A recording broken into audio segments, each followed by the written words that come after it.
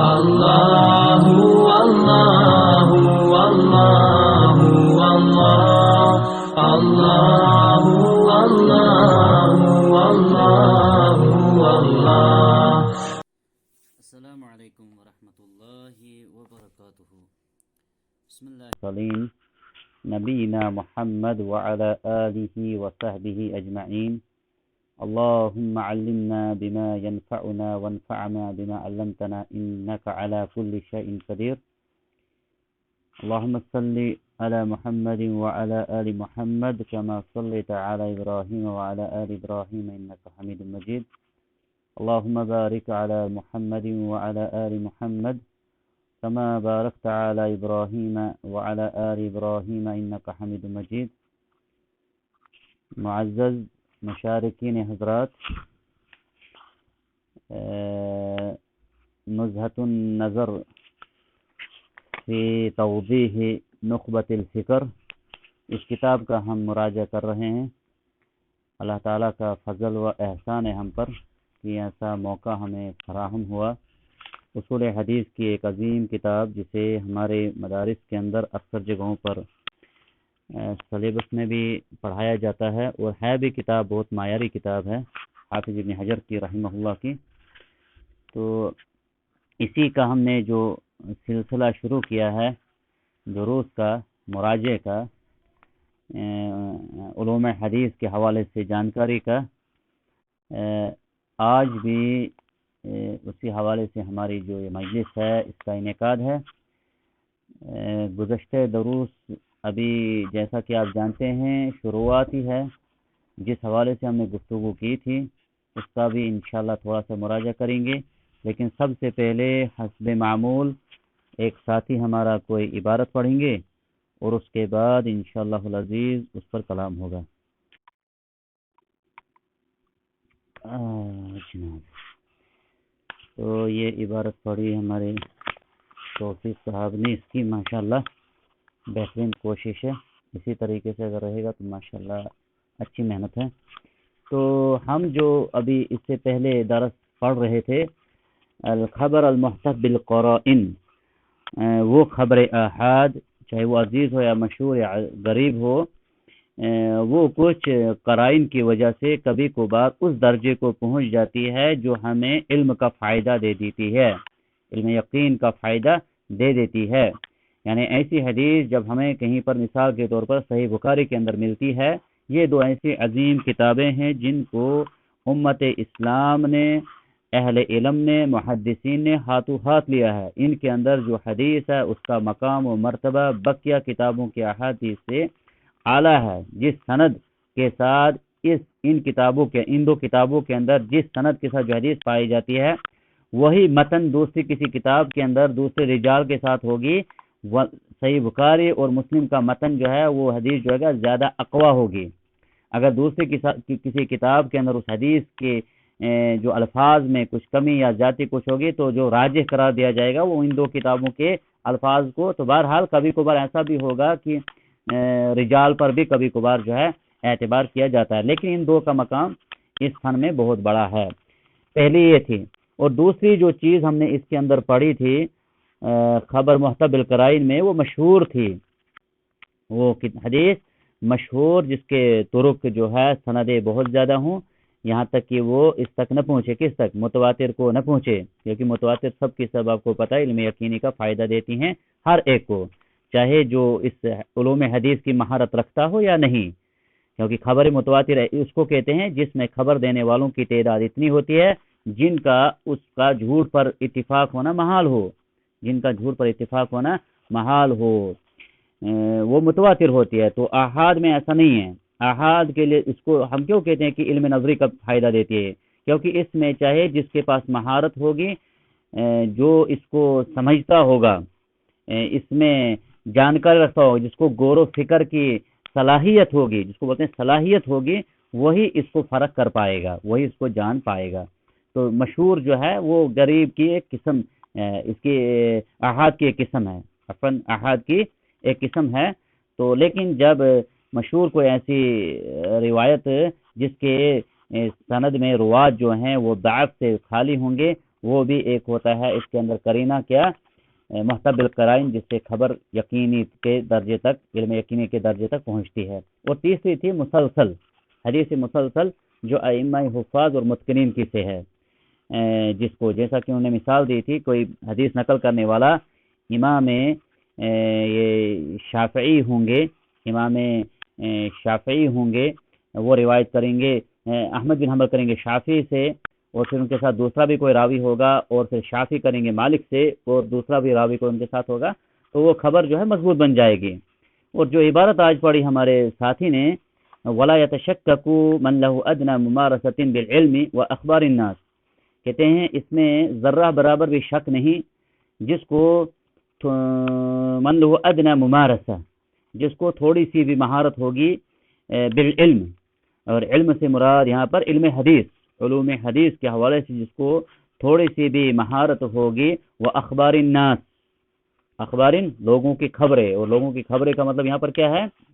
محدثین اور جو اس فن کے ماہرین آئے ہیں ان کے بارے میں، ان محدثین کے حوالے سے جس کو علم ہوگا، ان کے علوم کے حوالے سے جس کو علم ہوگا، ان مالک مثلا لو شافه بخبر انه صادق فيه، کہ کوئی خبر اگر ایسی آئے گی جو راوی جو اس میں خبر دینے والا ہوگا وہ صادق ہوگا، مثلا امام شافعی کوئی روایت کریں گے بالمشافہ کسی راوی سے، امام مالک رحمہ اللہ روایت کریں گے مشافہتاً اپنے کسی استاد سے، فَإِذًا ضَافَ إِلَيْهِ مَنْ هُوَ فِي تِلْكَ الدَّرَجَةِ، اگر امام شافعی کے ساتھ کوئی ایسا راوی دوسرا مل جائے جو اسی درجے کا ہوگا، امام شافعی کے درجے کا ہوگا، ازداد قوتاً، اس حدیث کے اندر جو ہے نا قوت پہلے سے زیادہ مضبوط ہو جائے گی۔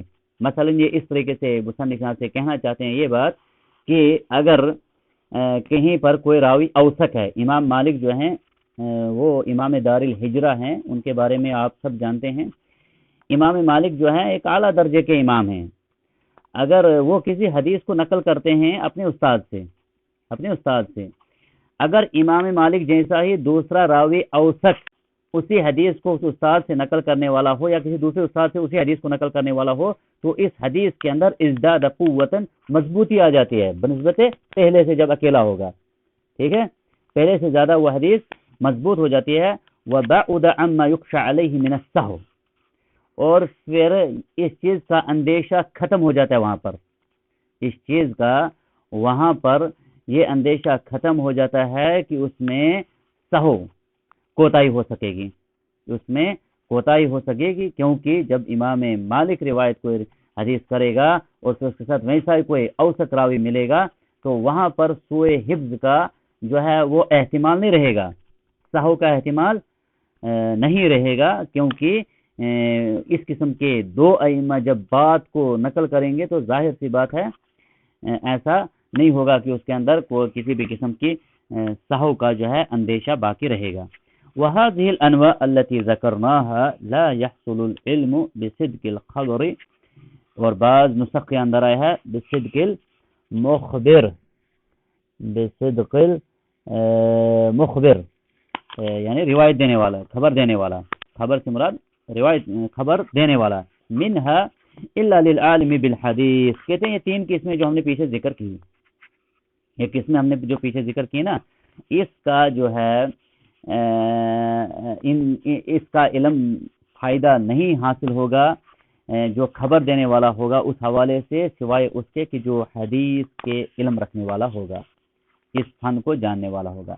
المتبحر فیہ، اس میں جو علوم حدیث ہے اس فن کے اندر وہ کہتے ہیں مہارت رکھنے والا ہو، متبحر ہو، العارف باحوال روات کے بارے میں اس کے بعد علم ہو، روات کے بارے میں احوال ان کے صحیح، ضعیف، ثقہ، صدوق، ضعیف وغیرہ ان کے حوالے سے، مدلس، یہ تمام طور اس کے پاس پہچان ہو، متباہر ہونے کے اس فن میں، علوم حدیث میں متباہر، بحر سمندر جیسا علم رکھنے والا، روات کے بارے میں جاننے والا، اور مطلع علی العلل، اور ساتھ ہی ساتھ تیسری چیز جو بتائی ہے علل کا جاننے والا۔ اور آپ دیکھیں گے انشاءاللہ العزیز آگے جب ہم اصول حدیث پڑھتے ہیں، علوم حدیث پڑھتے ہیں، علوم حدیث میں جو سب سے اعلیٰ درجہ جو ہے، ٹف درجہ جو ہے، مشکل جو درجہ ہے وہ ہے علل، اور وہاں تک ہم کبھی پہنچتے ہی نہیں ہیں، تبھی جا کر ہمیں محدثین کی ان جو محنت کی ہے، جو انہوں نے اس علم حدیث کے لیے اپنی زندگیوں کو وقف کیا تھا، اس کا ہمیں کبھی اندازہ نہیں ہوتا ہے، کیونکہ ہم وہاں تک پہنچتے ہی نہیں ہیں، وہاں تک ہم کبھی پہنچتے نہیں. ہم پڑھتے ہیں اصول حدیث کے اندر بس شروع کی تعریفات، صحیح ضعیف مشہور عزیز غریب، تو اسی پر ہم اللہ خیر صلاح ایگزام دے کر فراغت حاصل کر لیتے ہیں. تو کتاب کو مکمل پڑھنا جو ہے نا، یہ منہج سلف ہے. اسلاف کا جو علم سیکھنے کا جو طریقہ ہے وہ کتابوں کو مکمل کرنے کا، اور پھر اس کے بعد انسان کو وہاں سے کچھ حاصل ہوتا ہے. ابھی دیکھیے یہ شیخ عبد المحسن عباد ہیں، بیچ میں ان چیزوں کا بھی حوالہ ہونا چاہیے تاکہ ہمارے اندر تھوڑی سی شوق بڑھ جائے.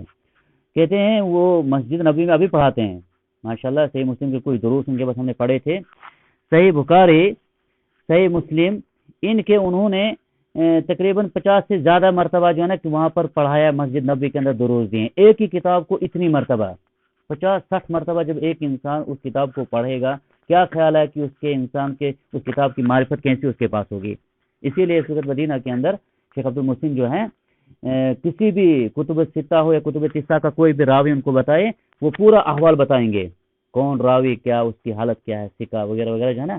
وجہ کیا ہے؟ مسلسل اس کے ساتھ جڑے رہنا اور اس کو ریویژن کرتے رہنا. ابھی جیسے ہم اس کتاب کا مراجعہ کریں گے تو اس کے بعد ہمیں پھر جو ہے کبھی موقع ایسا ملنا چاہیے، پھر ایک بار اس کو ہم پڑھیں، کیونکہ بہت ساری چیزیں جو ہمیں پہلی بار رہ جائیں گی لیکن دوسری بار اس کا ادراک ہو جائے گا، تیسری بار پھر، اور اس علم کے اندر اضافہ ہوتا رہے گا.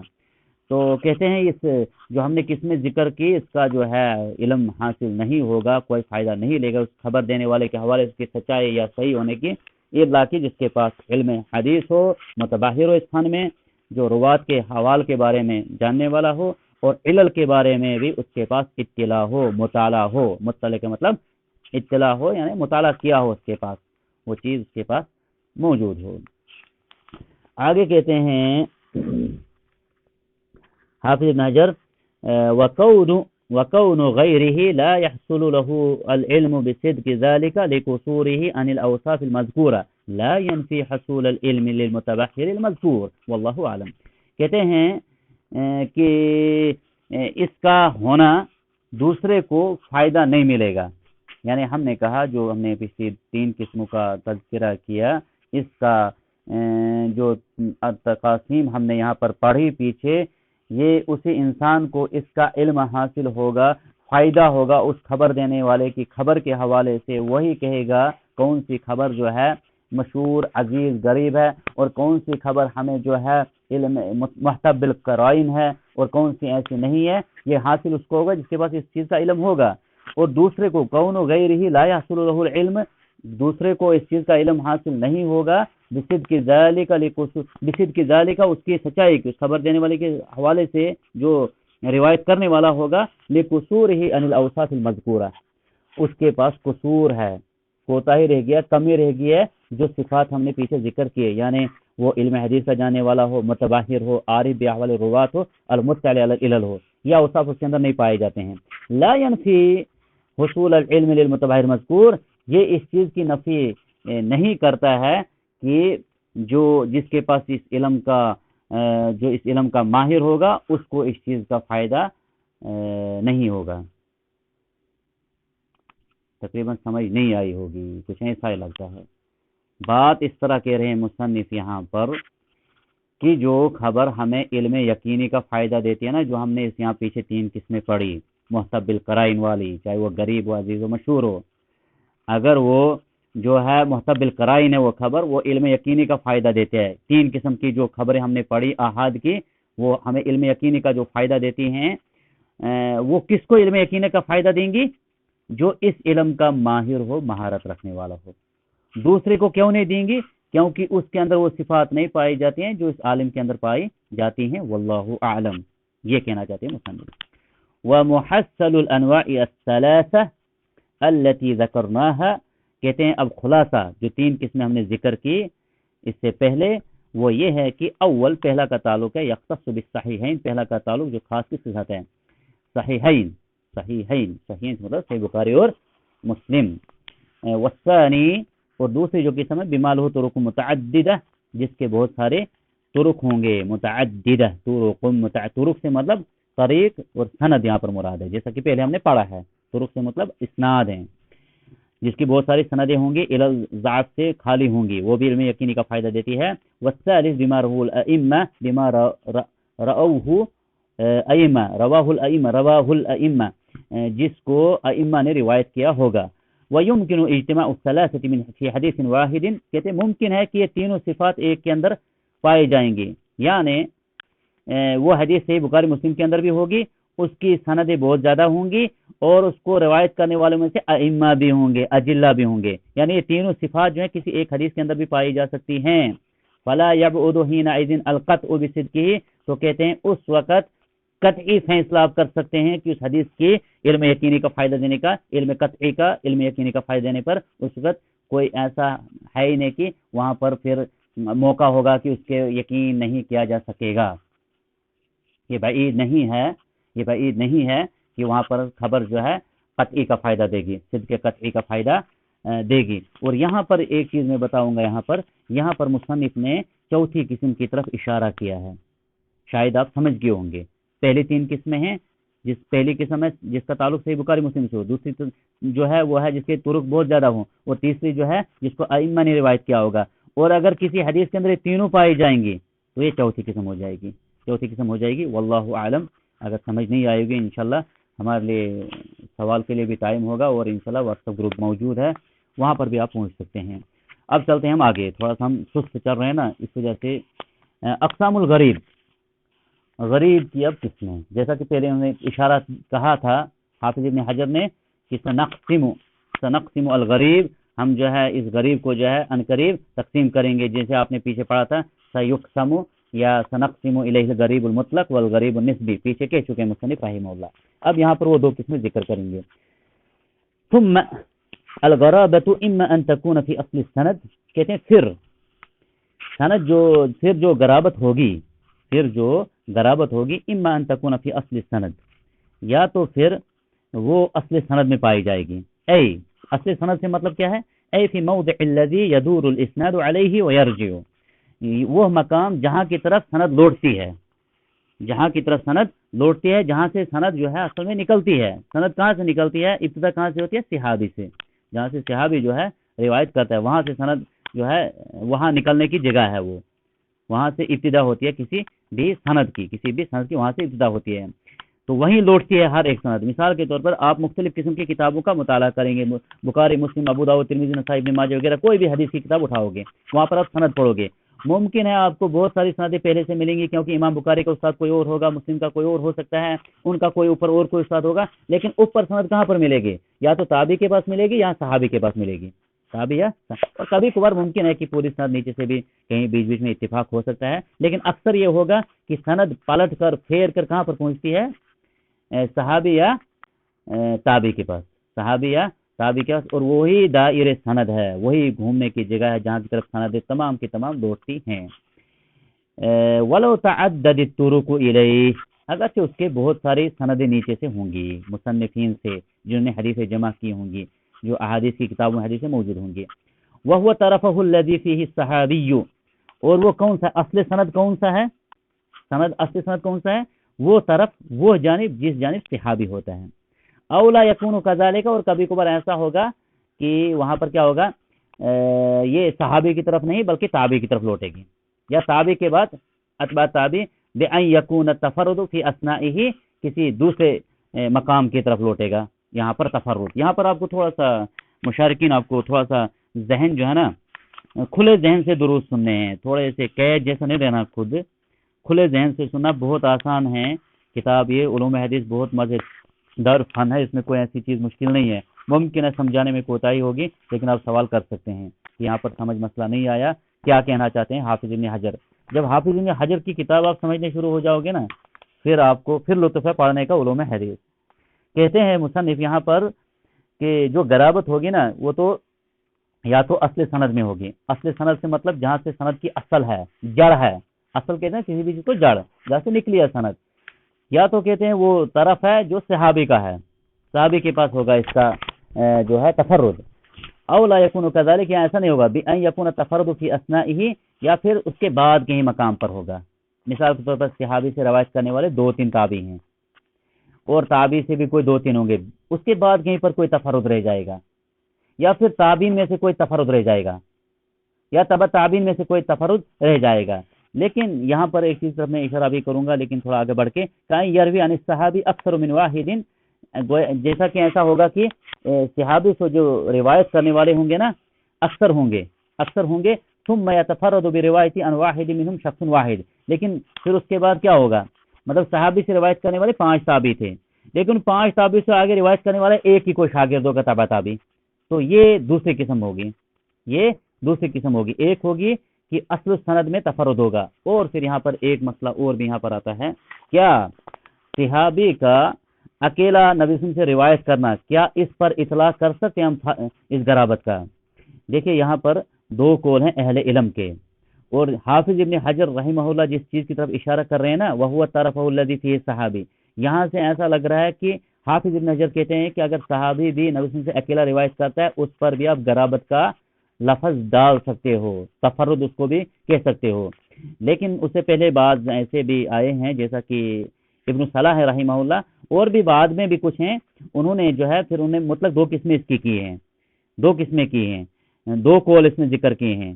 ایک قول یہ ہے کہ اگر صحابی اکیلا پڑ گیا نبی صلی اللہ علیہ وسلم سے روایت کرنے میں تو اس کو ہم تفرد کہیں گے.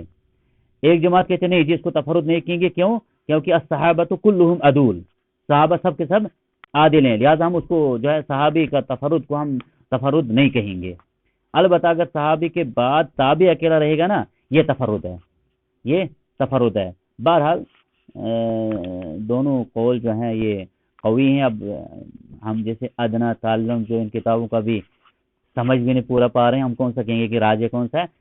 البتہ حافظ ابن حجر نے جس کی طرف اشارہ کیا وہ ان کا کہنے کا غرض یہ ہے کہ وہ طرف الذی فیہ صحابی او لا یکون کذالک، آگے ساتھ میں کہہ دیا نا، یا تو صحابی ہوگا اکیلا یا پھر صحابی کے بعد سند میں کہیں پر کوئی تفرد رہ جائے گا، صحابی کے بعد کہیں پر کوئی تفرد سند میں رہ جائے گا.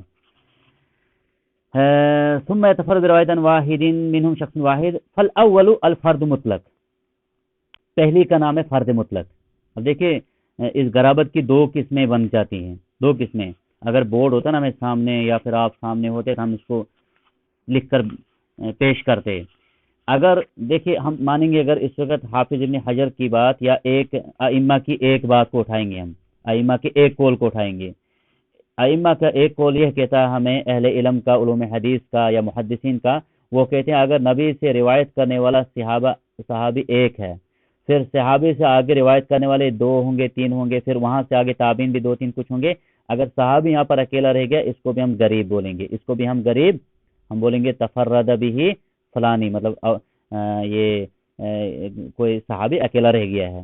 دوسری قول کے مطابق نہیں جی صحابی کو ہم غریب نہیں کہیں گے. ہاں اگر کوئی تابعی جو ہے، کیونکہ جو ہمیں مثال آئے گی نا کتاب میں وہاں پر تابعی کا ہے، اگر تابعی صحابی سے اکیلا رہ گیا ہے پھر اس تابعی سے آگے روایت کرنے والے 2 3 ہیں، پھر اس سے آگے بھی 2 3 ہیں، جتنے بھی ہوں گے، لیکن جو تابعی اکیلا رہ گیا اس کو کہیں گے ہم اصل سند میں راوی اکیلا رہ گیا ہے، اصل سند میں راوی اکیلا رہ گیا. دیکھیں مثال سے آگے واضح ہو جائے گا آپ کو. کہتا ہے فل اول، پہلی جو ہے الفرد مطلق ہے، فرد مطلق ہے. کہ حدیث النہی عن بیع الولاء وعن ہبتہ، حدیث جو ہے نا بیع الولاء وعن ہبتہ کے حوالے سے. تفرد به عبداللہ بن دینار عن ابن عمر، اس حدیث میں عبداللہ بن دینار کون ہیں؟ تابعی ہیں. بسم اللہ، یہ ہیں تابعی. عبداللہ بن دینار کیا کرتے ہیں؟ یہ اکیلے پڑ جاتے ہیں اس روایت کو نقل کرنے میں، کس سے؟ ابن عمر رضی اللہ عنہ سے.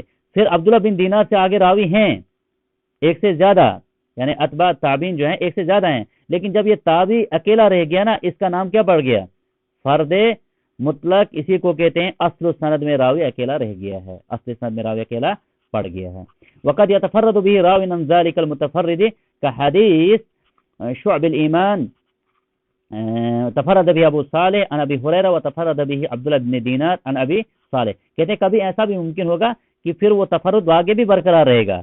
مثال تابعی اکیلا تھا، تبع تابعی بھی اکیلا ہے، وہاں سے آگے بھی اکیلا ہے، ایسا بھی ممکن ہے. جیسے کہتا ہے کہ یہ حدیث وقد يتفرد به راوی عن ذلك المتفرد، اس اکیلے سے راوی سے بھی نیچے اکیلا رہ سکتے ہیں. جیسے حدیث شعب الایمان ہے نا، الایمان بضع وستون شعبۃ.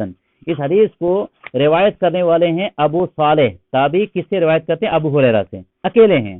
ابو صالح جو ہیں تابعی ہیں، یہ روایت کرتے ہیں ابو ہریرہ سے جو صحابی ہیں. جو ابو صالح ہیں نا یہ اکیلے رہے ہیں، اور ابو صالح سے بھی عبداللہ بن دینار پھر اکیلے ہیں، تفرد بھی عبداللہ بن دینار عن ابی صالح، یعنی وہاں سے آگے بھی دوسرا راوی جو ہے اکیلا ہی ہے، یہ کیا کہلاتا ہے؟ فرد مطلق۔ وقد يستمر التفرد في جميع رواته او اکثرهم، کہتے ہیں کبھی کبھار یہ آگے بڑھتا جائے گا تفرد اکثر روات کے اندر یا پھر اکثر جگہوں پر اس کا تفرد پایا جائے گا۔ وفی مسند البزار، دیکھیں یہاں پر اس نے کچھ کتابوں کی طرف حوالہ دیا ہے کہ آپ ان کتابوں کے اندر ان مثالوں کو پڑھ سکتے ہو۔ وفی مسند البزار والمعجم الاوسط للطبرانی، طبرانی کچھ پڑھتے ہیں، کچھ طبرانی پڑھتے ہیں، اس کتابوں کے ناموں کو ہمیں انشاءاللہ العزیز ویسے ہمارے ساتھی نے تو بالکل ٹھیک پڑھا تھا، الطبرانی امثلۃ کثیرۃ لذالک، طبرانی معجم اوسط طبرانی کے اندر اور مسند بزار کے اندر جو ہے اس کی بہت ساری مثالیں آپ کو ملیں گی۔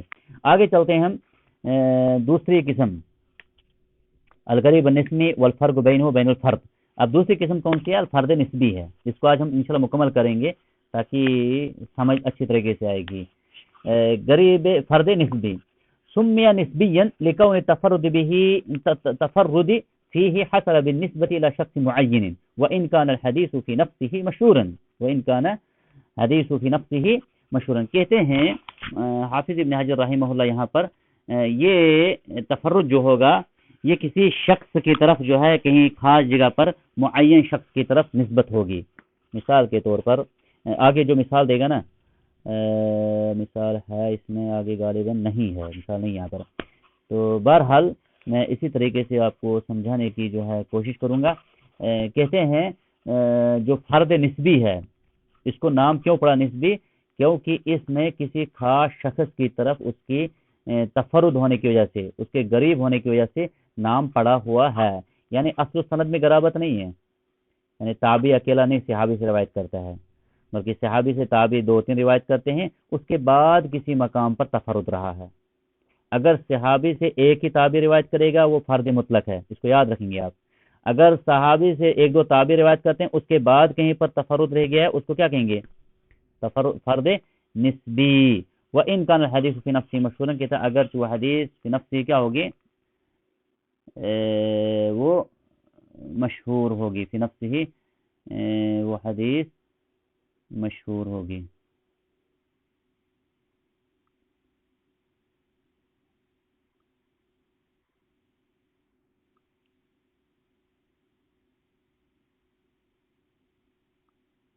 تو اس کو نام پڑھنے کی جو وجہ ہے وہ یہ ہے کہ پہلے تو سند روایت جہاں سے نکلتی ہے صحابی سے روایت کرنے والے ہیں، وہاں روات کی تعداد بہت زیادہ تھی، لیکن پھر بیچ میں درمیان میں کہیں پر غرابت آ گئی جس کی وجہ سے اس کا نام کیا پڑ گیا؟ نسبی پڑ گیا۔ پھر کہتے ہیں آگے حافظ ابن حجر وَيَقِلُّ اطلاق الفردیت علیہ، اور اس پر کم اطلاق ہوتا ہے فرد کا، نسبی پر فرد کا اطلاق کم ہوتا ہے۔ لِأَنَّ الْغَرِيبَ وَالْفَرْدَ مُتَرَادِفَانِ لُغَةً وَاصْطِلَاحًا، کیونکہ جو غریب اور فرد ہیں لغت اور اصطلاح میں دونوں کیا ہیں؟ مترادف ہیں، ہم معنی ہیں۔ إِلَّا أَنَّ أَهْلَ الْإِصْطِلَاحِ غَيَرُوا بَيْنَهُمَا مِنْ حَيْثُ كَثْرَةِ الِاسْتِعْمَالِ وَقِلَّتِهِ۔ یہاں پر ایک بہترین نقطہ جو ہے حافظ ابن حجر بیان کرنے جا رہے ہیں، امید ہے کہ آپ انشاءاللہ اس کو سمجھنے کی کوشش کریں گے۔ کہتے ہیں لغت اور اصطلاح میں ان دونوں کا جو ہے مترادف ہیں، لیکن جو اصول حدیث محدثین ہیں، اصطلاح والے ہیں، انہوں نے اس کو کثرت اور قلت کے اعتبار سے، کثرت اور قلت استعمال کے اعتبار سے اس میں فرق کیا ہے، غایرہ فرق کیا ہے۔ فالفرد اکثر ما یطلقون علی فرد المطلق، فرد کا استعمال اکثر کہاں پر ہوگا؟ جب حدیث مطلق ہوگی، جب حدیث کے اندر جو ہے اصل سند میں غرابت ہوگی نا، وہاں پر فرد کا اطلاق ہوگا۔ والغریب اکثر ما یطلقون علی الغریب النسبی، اور غریب کا جو اکثر استعمال ہوگا جہاں پر غرابت ہوگی، کہاں پر؟ درمیانی سند میں۔ جب اصل سند میں اگر غرابت ہوگی، اکیلا تابعی ہوگا نا، اس کا نام کیا رکھتے ہیں محدثین؟ کتابوں کے اندر جو آپ پڑھتے ہو نا، کہیں پر آپ کو کہیں حدیث ملے گی، اگر فرد کا اطلاق ہے نا، فرد کا اطلاق، تو اس سے آپ سمجھیں گے خالی فرد بولا ہوگا، اس سے آپ کو فوراً سمجھنا ہے یہاں پر کیا کہنا چاہتے ہیں یہ محدث۔ یہاں پر اس محدث اس حدیث کا حکم لگا رہے ہیں، یہاں پر مراد ہے تابعی اکیلا ہے۔ اگر غریب کا اطلاق کہیں پر کیا ہوگا غریب، تو وہاں پر آپ کو سمجھنا ہوگا اصل و سند میں غرابت نہیں ہے بلکہ بعد میں کہیں پر غرابت ہے. وَهَذَا مِنْ حَيْثُ اطلاق الاسم علیہما، یہ تب جب وہ اسم کو استعمال کریں گے، یعنی فرد اور غریب کو استعمال کریں گے. فرد اور غریب، فرد کیا ہے؟ فرد فعل نہیں ہے، تفرد فعل ہے، افرد فعل ہے، غریب جو ہے وہ اسم ہے. اغرب یا اغرب آئے گا اس کا فعل، تفرد آئے گا فعل. جب اسم استعمال کریں گے نا تب یہ مراد ہوگا، کثرت اور قلت کے اعتبار سے تب مراد ہوگا جب وہ اسم استعمال کریں گے. وَأَمَّا مِنْ حَيْثُ اسْتِعْمَالُهُمْ الْفِعْلُ الْمُشْتَقَّ، جب وہ فعل کو استعمال کریں گے نا فَلَا يُفَرِّقُونَ، اس وقت فرق نہیں ہوگا. اور یہی وہ نقطہ ہے نا جہاں پر بہت سارے جو محدثین کے حوالے سے غلط فہمی کے شکار ہو جاتے ہیں کہ انہوں نے جی اس فرد مطلق اور فرد نسبی کو فرق نہیں کیا ہے، حالانکہ استعمال میں بھرپور فرق کیا انہوں نے. جب انہوں نے اگر اسم کو استعمال کیا ہوگا نا خالی فرد کو، فرد سے مراد ہوگا فرد مطلق. اگر غریب کو استعمال کیا ہوگا تو وہاں پر آپ کو سمجھنا ہوگا یہ غریب نسبی ہے. یہاں پر ٹائم جو ہے نا میرا اصل میں ختم ہو رہا ہے، کل اس کو انشاءاللہ ہم دوبارہ پڑھیں گے کیونکہ یہاں پر دو بحثیں اس کے اندر ہیں، ایک تو فرد مطلق اور فرد نسبی، اور دوسرا ساتھ میں المنقطع والمرسل. اس کو آپ تھوڑا پڑھ کے بھی آئیں گے، بہت باریک نقطہ ہے یہ. اور یہی چیزیں کچھ ہیں جو ہمیں یہاں پر سمجھنے کی جو ہے کوشش کرنی چاہیے، وگرنہ ہم اصول حدیث کی اردو میں بھی کتابیں پڑھ دیتے ہیں، سمجھ جاتے ہیں بعض چیزوں کو، لیکن جو یہ علمی نقطے ائمہ کرام نے بیان کیے ہیں یہ اصل چیز ہوتے سمجھنے کو، اور یہاں سے ہی جو ہے مسئلہ کبھی کبھار بنتا ہے. یہاں ٹائم اصل مجھے گھڑی والا بتا رہا ہے کہ آپ کا وقت جو ہے ہو رہا ہے. واللہ تعالی اعلم بالصواب.